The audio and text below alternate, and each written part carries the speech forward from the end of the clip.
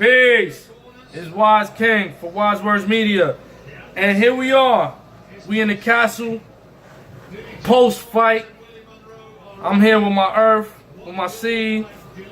My seeds, you know, and I got Uncle Hob in the house. And right now, I gotta say, man, what my man Jay-Z said? Jay-Z said politics as usual. And yes, here we have another classic case scenario of politics as usual. You have, first off, stalker versus prey. You have the stalker and Triple G, Ganelovich Golovkin, going after Canelo, Saul Canelo Alvarez. Yo, from the beginning, right? The first round set the precedent of what we was gonna be seeing the whole fight. The whole fight was a stalking Golovkin going after Canelo, who was on his back foot. Now, I gotta admit, the first few rounds, the fight that I said, watch the pre-fight video. In the pre-fight video, I said the keys to the fight for Canelo would be to be light on his feet, be on his toes, move around, use that jab. He did that the first 3 rounds. When you saw that the first 3 rounds, Golovkin looked lost. He looked lost like he looked lost in the Danny Jacobs fight. Why? Because a fighter that is light on his feet, that pops his jab, keeps his jab in the field of vision while he's moving using angles, as he utilizes the square, that is what bothers Gennady Golovkin. And while you use angles, like you saw Canelo throughout the fight, throughout the majority of the fight, he was using his shoulder and he was using his front foot to pivot with his shoulder. He was taking off a lot of the pop that was in those punches that you would see that Gennady Golovkin had tremendous success against the prior 37 opponents. But by Canelo using that shoulder and doing that pivot, that was taken away from those punches. He was light on his feet, using his angles. When I seen him bounce left to right, I jumped out my seat. Yo, ask Uncle Hob, ask my earth, G. Yo, I jumped out my seat. I was like, yo, Canelo is doing something I've never seen him do. But what was the key factor here? The key factor here, which is the key factor in plenty of fights, which was the key factor in Canelo's fight against Floyd Mayweather. The key factor was the fact that Canelo is not conditioned to go more than 6 rounds.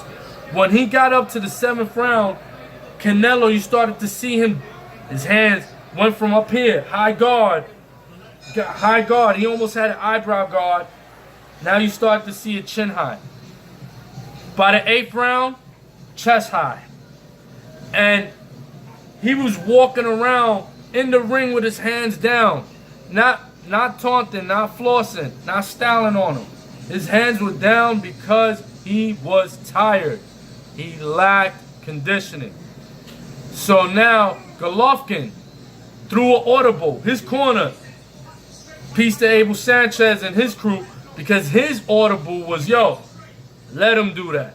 He's bouncing, throwing. He's gonna get tired. He gets tired doing less. So when he does this in a fight of this magnitude with a stalker, by the 7th round, this fight is yours. And you saw Golovkin become double. It amplified his stalking ability. While he went forward, he started to utilize his jab more, started to throw the left jab into a left hook. He started to do, you know, the right to the body. He started to play with his combinations. And throughout the entire fight, you saw a stalking Golovkin. He was like a shark in the water, smelling that blood. There was blood in the water, and that shark wanted in. And Golovkin was that shark. He was that shark tonight. So, in the last rounds, especially the championship rounds. When we speak championship rounds in boxing jargon, it means from rounds 10 through 12. Rounds 10 and 11 was much of the same thing that we saw from rounds 5 through 11, which was Golovkin stalking, Canelo pretty much on his running, had his jogging shoes on, which is not Mexican style. Mexicans don't do that. Mexicans go toe to toe, center of the ring. So while they started doing that, you started to see that Golovkin continued his pressure. Canelo couldn't really do much. There was a couple rounds, I think rounds 9 and 10, where Golovkin was the only one person throwing punches. Canelo did not throw any punches throughout the fight, throughout those rounds in the fight. He kept his hands down. So, at the end of it all, I gotta say that I feel like it's a black eye, no pun intended, in the sport of boxing once again, because you have a person that trained, conditioned, and went in with the intent to seek and destroy, landed more punches, landed over 100 more punches, landed over 100 more jabs, landed more power punches, was the stalker, was the aggressor. And in irony, being the Eastern European fighter against a Mexican fighter, was fighting the Mexican style. Let's go toe to toe if you dare. And he was the one that was robbed tonight. He was the one that was robbed from a decision that should have went his. 8 rounds to 4, at most 7 rounds to 5, easily. Gennady Golovkin. And you see this most of the time, especially a person who is the champion. The person that, let me quote a survivor in his own right, Ric Flair. Woo! What Ric Flair said, to beat a man, you have to what? Beat the man. Canelo did not beat the man tonight. He barely survived against the man. The man for the past 5 years in the middleweight division has been Gennady Golovkin. He owns 3 of the major 4 belts in that division. So, what happens is, you have boxing politics intriguing once again, and right there you have Golovkin getting robbed from what should have been an easy victory. 8 rounds to 4 or 7 rounds to 5. It's disgusting. It bothers me, you know, especially being a boxing aficionado and a devout boxing fan and student since the age 4, when my father used to cut my hair. The night that Macho Camacho would fight, he would cut my hair that Saturday morning with the Macho Camacho curl in the front of my head or in the back of the head, you know what I mean?